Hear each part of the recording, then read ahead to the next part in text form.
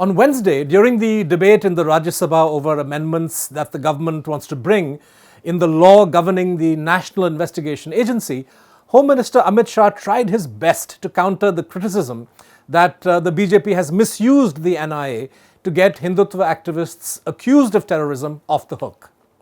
What he said was tendentious but also very dangerous. His explanation for why the NIA has not bothered to appeal the acquittal of the accused in the Samjhauta, Ajmer and Hyderabad blast cases lacked credibility and conviction. Worst of all, and I say this because the Home Minister of India should not wear communal prejudice on his sleeve, Shah continues to peddle the illogical claim that whenever even one person who happens to be a Hindu is accused of terrorism, this is somehow tantamount to attacking all Hindus as terrorists and defaming Hinduism as a religion.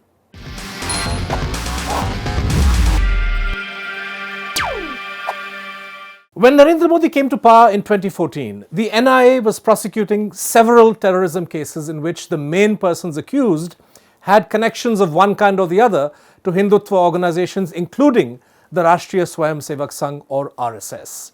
This included the 2007 Ajmer Sharif bombing, in which 3 people were killed and dozens were injured, the 2007 Mecca Masjid blast in Hyderabad, in which 14 people died, and the 2008 Malegaon bombings, as well as the 2007 explosions on board the Delhi-Lahore Samjhauta Express, which killed 68 people, most of whom were Pakistani nationals.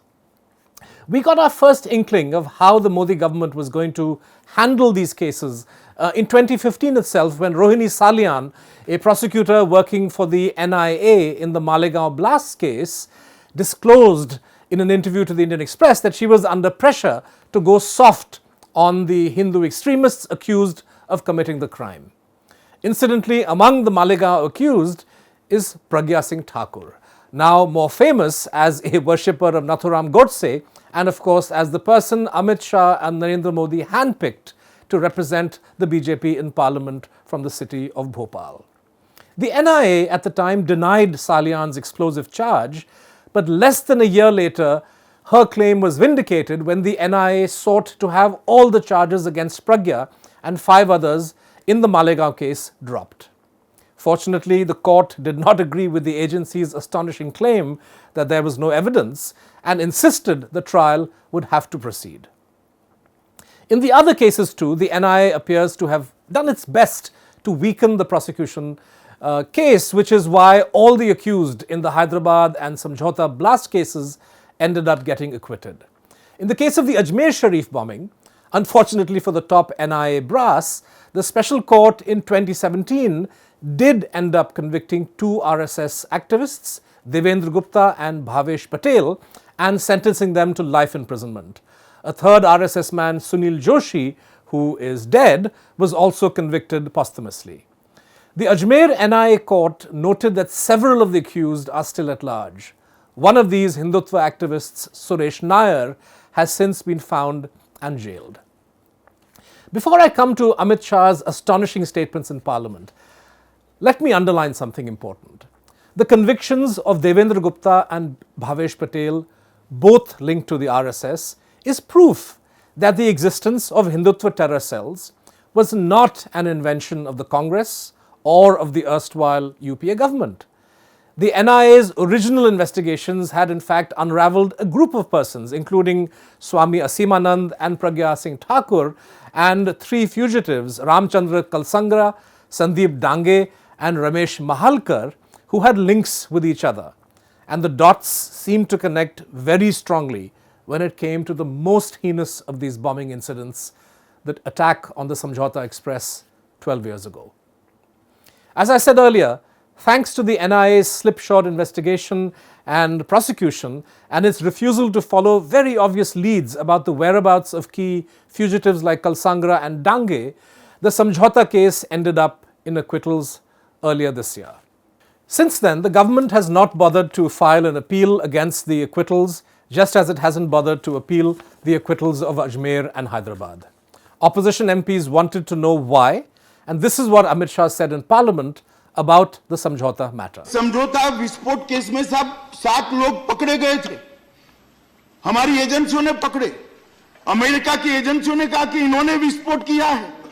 बाद में अचानक एक धर्म विशेष के साथ terrorism को जोड़ने के लिए एक केस बनाया गया और जिन्होंने समझौता विस्फोट किया था उनको बरी कर नए आरोपी को। So Amit Shah says three things that we should note. First, that the police arrested 7 people who were the real culprits and then let them go. Second, that this was done because there was some kind of a political conspiracy to connect a specific religion, that is Hinduism, to terror. And third, that the persons prosecuted could not be punished because there was no evidence against them. Let's deal with these claims one by one. There is nothing that I could find in the public domain about the police arresting and then releasing 7 people who were somehow the real culprits behind Samjhauta. Yes, the Punjab police did pick up a Pakistani national a couple of weeks after the blasts, but then let him go when they realized he was not involved. Bharti Arora, a senior Indian Police Service officer, told The Hindu in 2017 that the Pakistani Azmat Ali was properly interrogated, and after interrogation, when nothing was found against him, he was discharged. Even if Shah is right and that 7 people were in fact let go, he needs to tell us why the NIA, which is supposed to be India's frontline agency in the fight against terrorism, has not spoken about them, has not flashed their identities, and has certainly not sought to arrest them. Now, the MIA may have independently decided the men it prosecuted were actually innocent. Let me humor Amit Shah for a moment. But why is it then not attempting to identify and catch the real culprits? Second, what about Shah's claim that the previous government had sought to malign Hinduism by connecting it to terror? Now, Shah is a smart man. Would anyone say that Hinduism is being defamed because Vijay Mallya and Nirav Modi have been accused of cheating banks? Has Hinduism been sullied because the NIA court in Ajmer found Devendra Gupta and Bhavesh Patel guilty of terrorism? Is Hinduism defamed because top BJP and RSS leaders were involved in the demolition of the Babri Masjid? I mean, how can the Home Minister of India talk in this manner? In any case, there is no mystery of how the Samjhauta case evolved. In 2016, Vikash Narayan Rai, the head of the Haryana Special Investigation Team, which first probed the blasts, spoke to The Wire about the work they did and how he and his team were actually extremely reluctant to talk about the Hindu angle that had emerged in their investigation. Let's listen to what he told us. No, Samjhauta explosion took place in February 2007. Within few hours, I was directed from headquarters and I reached there.